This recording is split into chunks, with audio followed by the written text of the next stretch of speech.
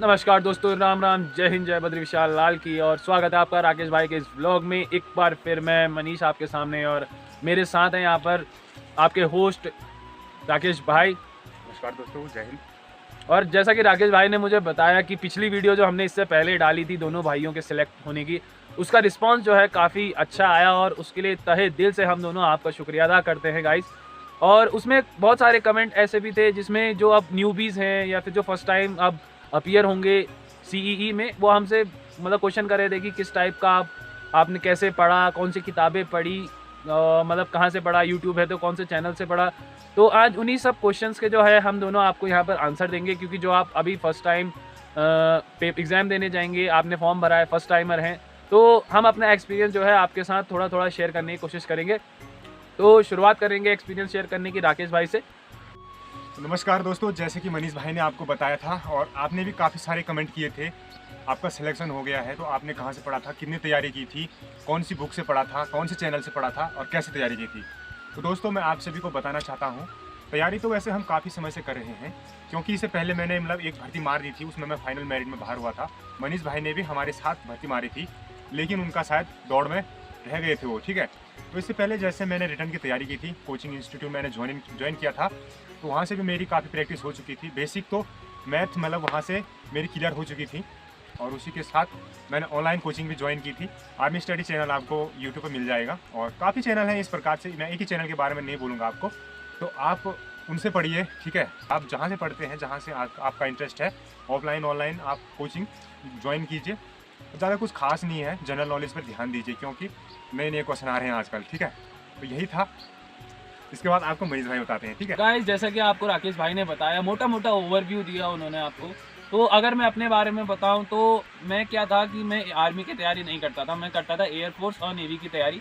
तो एयरफोर्स और नेवी के एग्ज़ाम का जो लेवल है वो आर्मी के एग्ज़ाम के लेवल से थोड़ा ऊपर है, क्योंकि आर्मी का जो एग्ज़ाम है वो थोड़ा हल्का आता है। अब एयरफोर्स नेवी का जो थोड़ा हार्ड आता है। जब मैंने अपने एयरफोर्स का फर्स्ट अटेम्प्ट दिया था तो उस समय मैं केवल 1.5 नंबर की कट ऑफ से रह गया था फर्स्ट कट ऑफ में, और दूसरे वाले में मैं थोड़ा ज़्यादा से रह गया था। और मैंने इसी के साथ नेवी एमआर की तैयारी भी करी। तो मेरे पास जो अरिहंत की बुक्स थी, और बस दोनों नेवी और एमआर की थी, दोनों अरिहंत की बुक्स थी। आर्मी के लिए मैंने कोई पर्सनल ऐसी कोई बुक खरीदी नहीं कभी, और ना मैंने आर्मी के लिए कोई स्पेशल कोचिंग ली या कुछ नहीं। मैं कोचिंग तो मैंने किसी चीज़ के लिए नहीं करी। और साथ ही मैंने जो है CHSL का एग्ज़ाम भी दिया था, MTS का एग्ज़ाम भी दिया था। तो उन सब का ऑल ओवर एक्सपीरियंस था, क्योंकि उन सब के हार्ड एग्जाम्स आते हैं। उसके हिसाब से आर्मी का एग्ज़ाम काफ़ी आसान था। मैं आपको कहना चाहूँगा कि अगर आप आर्मी के एग्ज़ाम देने जा रहे हैं तो एक लेवल ऊपर की बुक्स जो है प्रीफर करें पढ़ना, जैसे कि एयरफोर्स ग्रुप वाई की बुक्स है, आप किसी से भी उठा सकते हैं, अरिहंत की बुक्स उठा सकते हैं, और भी आती है। और भी बहुत सारे पब्लिशर्स हैं जो ऐसे तैयारियों पे बुक्स निकालते हैं। साथ में नेवी एमआर की बुक्स अगर आपके पास कहीं आपको किसी साथी के पास मिलती है तो उनमें से रिवीजन कीजिए। और गाइस, मैं कहना चाहूँगा जो रीजनिंग है वो आप एयरफोर्स की बुक से ज़्यादा पढ़िए, क्योंकि उसमें अच्छी रीजनिंग आती है, और उसमें उसकी रीजनिंग करके आपको फ़ायदा ये होगा कि हार्ड लेवल रीजनिंग आप सीख जाओगे, तो शॉर्ट लेवल जो आर्मी में है वो हल्की रीजनिंग आती है, आप सब हो जाओगे। बाकी जीके में बहुत सारी चीज़ें हैं जो अलग आती है, जैसे कि जीके में पिछली बार हर बैच को एक क्वेश्चन आया था कि इंडियन आर्मी की ये वाली एक्सरसाइज इंडिया ने कौन से देश के साथ करी। तो आप एक बार एग्जाम में जाने से पहले इंडियन आर्मी की सारी एक्सरसाइजेस के बारे में सब कुछ एक बार पढ़ के जाइएगा। और बाकी जो है जनरल नॉलेज तो आपको सब कुछ रखनी चाहिए, वो तो इम्पोर्टेंट है। ध्यान से करोगे पेपर क्लियर हो जाएगा, और बहुत आसान पेपर आता है, पर ध्यान से करना और हल्का फुल्का रिवाइज करके जाना है। तो इसी के साथ ये है हमारा आज का ओवरव्यू। ये था हमारा, मतलब इस प्रकार से हमने तैयारी की थी। कुछ ज़्यादा खास नहीं है, आर्मी का पेपर है यार, उतना हार्ड लेवल का थोड़ा होता है, ठीक है। तो जो पहली बार इस आर्मी का पेपर को देंगे तो कृपया आप ज़्यादा घबराए नहीं, ठीक है। नॉर्मल प्रैक्टिस करते रहिए, ऐसा नहीं है कि आप दिन रात लगे हैं किताब पढ़ने पर, ऐसा कुछ नहीं है दोस्तों। आप जब भी पढ़ें दिल से पढ़ें, ऐसा मैं बोलूँगा नहीं कि आप टाइम टेबल बना के पढ़ें, कोई दिक्कत नहीं है। जब आपको समय मिलता है तब पढ़ें आप, कोई दिक्कत नहीं है उसमें। मैथ्स का पहले सिलेबस क्लियर कर दीजिए, उसके बाद आप मॉक टेस्ट लगा सकते हैं, ठीक है। एक से एक मिल जाएगा आपको यूट्यूब पर, तो उनको भी लगाइए। इसके बाद हमारे कुछ बंदों का सवाल था कि आपने कितने क्वेश्चन अटैम्प्ट किए थे कि जिससे आपका सिलेक्शन हुआ था। तो बताइए मनीष भाई, पहले मैं आपसे पूछना चाहूँगा कि आपने कितने क्वेश्चन अटैम्प्ट किए थे। तो राकेश भाई को तो पता ही है कि मेरी आदत क्या है, और मैं एग्ज़ाम में जाता हूँ, मैं एग्ज़ाम में बैठता हूँ, मैं एक तरफ से करने बैठता हूँ, मुझे ध्यान नहीं रहता है कि मैंने कितने कर लिए, कितने नहीं करे, क्या सही हुआ, क्या गलत हुआ।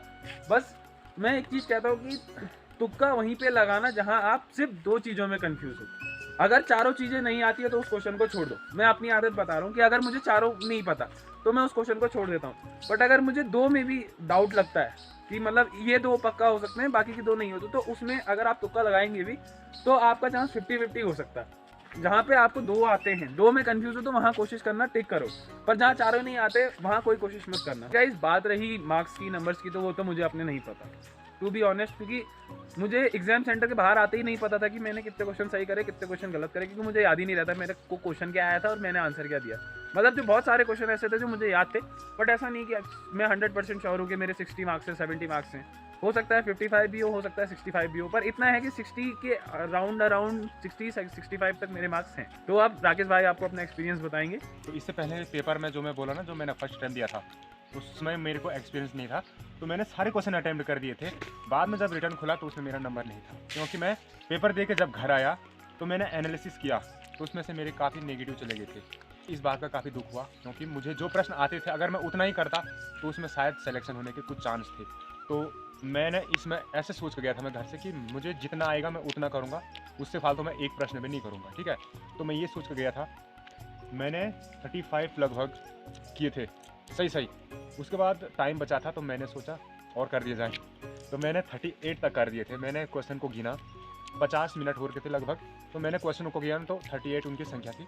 तो उसके बाद जब मैं कमरे पर आया पेपर देकर तो मैंने उसको देखा, तो मेरा एक भाई भी था, मतलब मेरे गाँव का एक भाई भी गया था मेरे साथ पेपर देने। वो भी मतलब काफ़ी पढ़ने में ठीक था, सौरभ नाम है उसका। तो जब हमने आपस में एनालिसिस किया तो मेरे उसमें से काफ़ी क्वेश्चन गलत निकले थे। कम से कम 4-5 क्वेश्चन मेरे उसी समय गलत निकल चुके थे। जब हमने आपस में बातचीतें की, फ़ोन में सर्च मारा तो काफ़ी क्वेश्चन गलत निकले थे।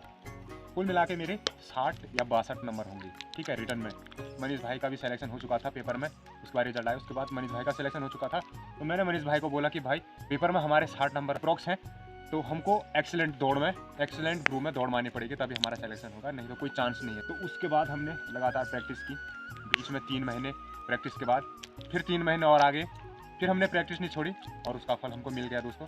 और ये हैं वो रोड जिनमें हम दौड़ा करते थे। उस समय भी हम बरसात के मौसम में दौड़ते थे, तो कुछ ऐसी कंडीशन थी उन रोडों की भी। गाइस अभी राकेश भाई ने मुझे कुछ कमेंट्स के बारे में बताया और कुछ मैंने खुद भी पढ़े थे।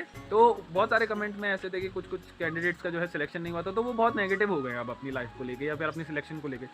तो गाइस ऐसा बिल्कुल नहीं करना है। आप आगे SSC GD का, जैसे हमने परसों के व्लॉग में बताया था, SSC का फॉर्म भरिए, और रिसेंटली RPF की भी जो वैकेंसी है वो भी आई है, उनको भी भरिए। कहीं ना कहीं तो सिलेक्शन हो ही जाएगा, क्योंकि मेहनत जो है बर्बाद नहीं जाती। और नेगेटिव नहीं लेना है इस चीज़ को पॉजिटिवली लीजिए कि हमने यहाँ क्या गलती करी और आगे उसको सुधारने का प्रयास करिए।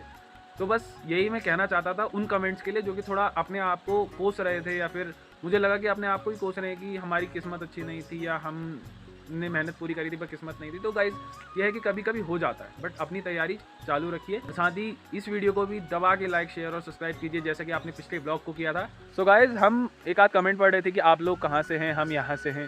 फिलहाल दूर दूर से कमेंट जिन भाइयों ने किया है उनको दिल से शुक्रिया। तो मैं बताना चाहता हूँ, हम लोग उत्तराखंड स्टेट के चमोली डिस्ट्रिक्ट के गैरसन ब्लॉक से बिलोंग करते हैं और हमारा गांव घंडियाल क्षेत्र में पड़ता है। और भी हमारे क्वेश्चन थे, जैसे कि आप लोगों का ट्रेड क्या है और आपकी मेरिट कितनी बनी थी, वो आपको बताएंगे राकेश भाई। जैसे कि आपने पूछा था कमेंट में, काफ़ी कमेंट आए थे, तो हमारी कम से कम 160 से लेकर 165 के बीच बनती है, ज़्यादा नहीं बन रही है, ठीक है, 160 से 65 के बीच। इसके बाद आपका दूसरा प्रश्न था कि आपका ट्रेड कौन सा है। तो हम दोनों भाइयों का ट्रेड GD ट्रेड है, जनरल ड्यूटी। तो हम दोनों भाई एक ही गांव के हैं, मतलब बगल के गांव के हैं। हमारी ग्राम सभा एक ही है, लेकिन बगल के गांव के हैं बस। ये थे आज के जो कमेंट्स में हमसे पूछे गए सवाल, जो हमें मोटे मोटे सवाल दिखे, जो उन सब का हमने आपको जवाब देने की कोशिश करी है। और आज भी आपके कोई सवाल होंगे तो आप बिल्कुल कमेंट कीजिए, वीडियो को ज़्यादा से ज़्यादा शेयर कीजिए। जिन लोगों को इसकी ज़रूरत है कि उनको शेयर कीजिए। अपना सपोर्ट बनाए रखिए दोस्तों, ठीक है। पल पल की अपडेट के साथ जुड़े रहे हमारे चैनल के साथ। तब तक के लिए जय हिंद, जय भारत दोस्तों।